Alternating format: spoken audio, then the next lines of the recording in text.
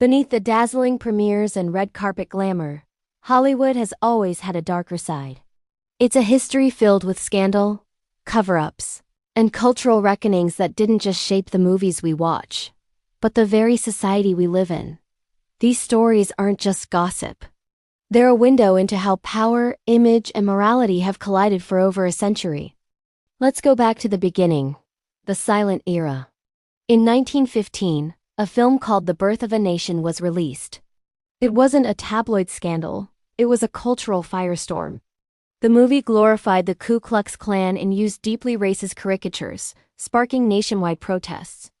It even helped revive the KKK as a national movement. This moment proved very early on that Hollywood wasn't just entertainment. It was a powerful tool that could shape public opinion and ideology. At the same time, the first studio fixers emerged. Their job? To bury scandals involving drugs, affairs, or violence to protect a star's image. This set the stage for decades of carefully managed public personas. By the time we reach Hollywood's golden age in the 1930s and 40s, the studio system was in full control.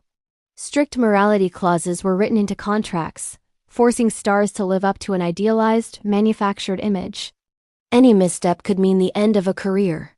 It was an era where studios didn't just produce films. They produced entire identities. But behind this polished facade, the golden age was rife with abuse.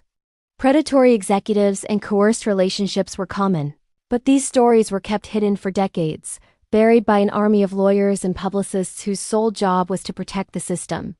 After World War II, things started to change. As American culture shifted through the 50s, 60s, and 70s, the old secrets became harder to hide.